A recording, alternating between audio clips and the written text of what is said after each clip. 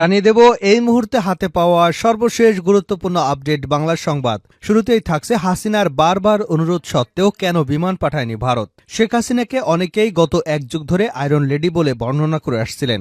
15.5 বছর যাবৎ দুর্দান্ত প্রতাপে ক্ষমতায় টিকে থাকা একজন প্রধানমন্ত্রী এভাবে দেশ ছেড়ে পালিয়ে যাবেন সেটা অনেকে ধারণাই করতে পারেনি।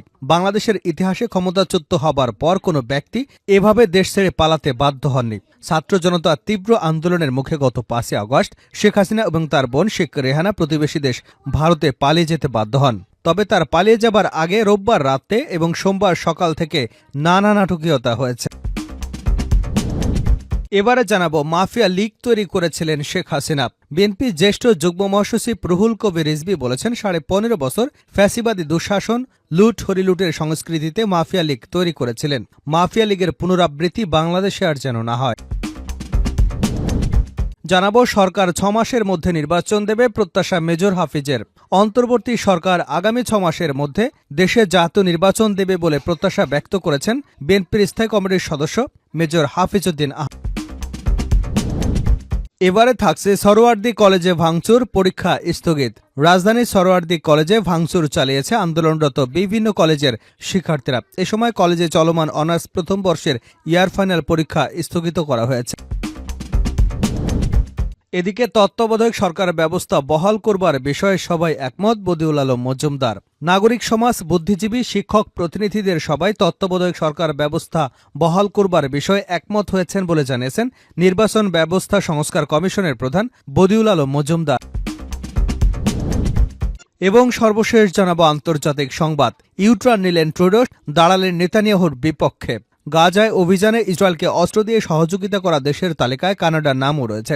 ট্রুডোর দেশের দেওয়া সেই অস্ত্রে মারা যায় নিরস্ত্র গাজাবাসী। তবে আন্তর্জাতিক চাপের মুখে ইসরায়েলে অস্ত্র রপ্তানি স্থগিত করেছে কানাডা।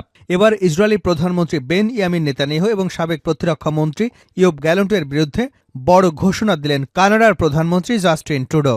এতক্ষণ শিরোনাম শুনছিলেন, এবার বিস্তারিত। প্রিয় দর্শক, আপনি যদি এই চ্যানেলে নতুন হয়ে থাকেন, ভিডিওটি দেখতে দেখতে চ্যানেলটি সাবস্ক্রাইব করে আমাদের সঙ্গে থাকুন। আর এই ভিডিও সম্পর্কে আপনি আপনার মূল্যবান মতামতটি কমেন্ট বক্সে জানিয়ে দিন। আর হ্যাঁ প্রিয় দর্শক, জানিয়ে দিন ভিডিওটি কোথা থেকে দেখছেন। হাসিনার বারবার অনুরোধ সত্ত্বেও কেন বিমান পাঠায়নি ভারত। শেখ হাসিনাকে অনেকে গত এক যুগ ধরে আয়রন লেডি বলে বর্ণনা করেছিলেন। 15.5 বছর যাবৎ দুর্দান্ত প্রতাপে ক্ষমতায় টিকে থাকা একজন প্রধানমন্ত্রী এভাবে দেশ ছেড়ে পালিয়ে যাবেন সেটি অনেকে ধারণা করতে পারেনি। বাংলাদেশের ইতিহাসে ক্ষমতাচ্যুত হবার পর কোনো ব্যক্তি এভাবে দেশ ছেড়ে পালিয়ে যেতে বাধ্য হননি। ছাত্র জনতার তীব্র আন্দোলনের মুখে গত 5 আগস্ট শেখ হাসিনা এবং তার বোন শেখ রেহানা প্রতিবেশী দেশ ভারতে পালিয়ে যেতে বাধ্য হন। তবে তারা পালিয়ে যাবার আগে রোববার রাত এবং সোমবার সকাল থেকে নানা নাটকীয়তা হয়েছে। 5 আগস্ট দুপুর পর্যন্ত দফায় দফায় নিরাপত্তা চেয়ে ভারতীয় কর্মকর্তাদের সঙ্গে শেখ হাসিনা আলোচনা করেন। তাদের তিনি বলেছিলেন ঢাকার কোনো বিমানে চড়তে তিনি নিরাপদ বোধ করছেন না। এর মধ্যে নিরাপত্তা উপদেষ্টা অজিত দোভাল অন্যতম। দোভালকে হাসিনা একাধিকবার বলেন, আমি দেশ ছাড়ার সিদ্ধান্ত নিয়েছি। এই মুহূর্তে আমার সামনে আর কোনো বিকল্প নেই, কারণ জনগণের পাশাপাশি সেনাবাহিনীও আমার বিরুদ্ধে চলে গেছে। এ অবস্থায় প্রাণে বাঁচতে দেশ ছাড়তে হবে। তাই ভারত যদি বিমান পাঠায় তাহলে আমি নিরাপদে দেশ ত্যাগ করতে পারব। তবে হাসিনার অব্যাহত অনুরোধ সত্ত্বেও ভারত তাকে বিমান পাঠায়নি। কেন ভারত বিমান পাঠায়নি তা নিয়ে এখনও বিস্তর আলোচনা রয়েছে। জনশ্রুতি আছে হাসিনার এই অনুরোধের পরিপ্রেক্ষিতে দোভাল নাকি বলেছেন, আমরা দেখছি কি করা যায়। দিল্লিতে তখন এ নিয়ে একটি উচ্চ পর্যায়ের বৈঠক বসে, নেওয়া হয় বিরোধী রাজনৈতিক দলগুলোর মতামত। এরপর বলা হয় ভারতের পক্ষে নানা কারণে বিমান পাঠানো ঠিক হবে না। বাংলাদেশকে বলা হোক তারা নিজ দায়িত্বে শেখ হাসিনাকে নিরাপদে দিল্লি পাঠিয়ে দেয়। তখন ঢাকা অগ্নিগর্ভ। যে কোনো মুহূর্তে বিক্ষুব্ধ জনতা গণভবন দখল করে নিতে পারে। এমনকি সেনানিবাসে নেবার পরও পরিস্থিতি কি দাঁড়ায় তা নিয়েও চিন্তিত হয়ে পড়েন সেনা নেতৃত্ব। এ অবস্থায় হাসিনা নিরাপত্তা দেওয়া সেনাবাহিনীর পক্ষে কঠিন হবে। এই বিক্ষুব্ধ জনস্রোত মোকাবেলা করতে গেলে হাজার হাজার মানুষের প্রাণহানি ঘটবে। ওদিকে ভীত সন্ত্রস্ত হাসিনাও দেশ ছাড়ার ব্যাপারে মরিয়া। বারবার সেনা প্রশাসনকে সিদ্ধান্ত নেবার অনুরোধ জানান, বলেন যে করেই হোক তাকে যেন তারা দ্রুত দিল্লি পাঠানোর ব্যবস্থা নেয়। জেনারেল ওয়াকারুজ্জামান বিষয়টি নিয়ে তার সহকর্মীদের সঙ্গে কথা বলেন। সবাই তখন এক বাক্যে হাসিনাকে বিদেশে পাঠিয়ে দেবার ব্যাপারে একমত হন। এরপরেই বাংলাদেশের নিজস্ব বিমানে হাসিনাকে দিল্লি পাঠানো হয়। প্রশ্ন হচ্ছে, হাসিনা হাসিনাকে নিতে ভারত কেন বিমান পাঠালো না? কূটনৈতিক সূত্রগুলো বলছে, ভবিষ্যৎ রাজনীতির কথা ভেবে তারা এই সিদ্ধান্ত নিয়েছে। ভারতীয় নেতৃবৃন্দ তখন যুক্তি দেখিয়েছিল, হাসিনাকে যদি ভারত তার নিজস্ব বিমানে উড়িয়ে এনে ভারতে অবস্থান করায়, তখন আন্তর্জাতিক মহলে নানা প্রশ্ন উঠবে। বলা হবে, একটি রাষ্ট্র থেকে এভাবে তৃতীয় আরেকটি দেশ ক্ষমতাচ্যুত কোনো প্রেসিডেন্ট বা প্রধানমন্ত্রীকে নিরাপত্তার নামে উদ্ধার করলে দেশটির স্বাধীনতার সার্বভৌমত্ব নিয়ে প্রশ্ন উঠবে। এমনিতেই বাংলাদেশের মানুষ ভারত বিরোধী। এছাড়া অন্য একটি কারণও ছিল, কারণ ভারত প্রমাণ করতে চেয়েছিল বাংলাদেশই তাদের প্রধানমন্ত্রীকে এভাবে পুশ করেছে।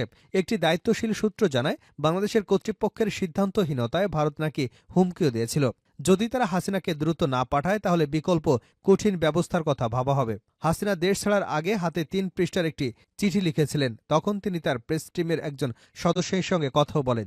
এই সদস্য এখন আত্মগোপনে রয়েছেন। লেখাটা হাসিনা রেখে যাননি, ভ্যানিটি ব্যাগে করেই তা নিয়ে গেছেন দিল্লিতে। সেখানে পৌঁছার পর ওই দিন রাত ১২টার দিকে ঢাকায় তার কয়েকজন বিশ্বস্ত সহকর্মীর সঙ্গে ফোনে কথা বলেন। তখন সেই লেখার প্রসঙ্গটি আসে, জানিয়ে বিস্তারিত জানা সম্ভব হয়নি। সরকার ৬ মাসের মধ্যে নির্বাচন দেবে, প্রত্যাশা মেজর হাফিজের। অন্তর্বর্তী সরকার আগামী ৬ মাসের মধ্যে দেশে জাতীয় নির্বাচন দেবে বলে প্রত্যাশা ব্যক্ত করেছেন বিএনপির স্থায়ী কমিটির সদস্য অবসরপ্রাপ্ত মেজর হাফিজউদ্দিন আহমেদ বীর বিক্রম। রাজনৈতিক দলগুলোর সঙ্গে আলাপ আলোচনা করে এ সময়ের মধ্যে নির্বাচন দেওয়া সম্ভব বলে মনে করেন তিনি। মেজর হাফিজ বলেন, বর্তমান সরকারের কাছে আমাদের প্রত্যাশা অনেক। আমরা বিশ্বাস করি সরকার আগামী ৬ মাসের মধ্যে জাতিকে একটি নির্বাচন উপহার দেবে।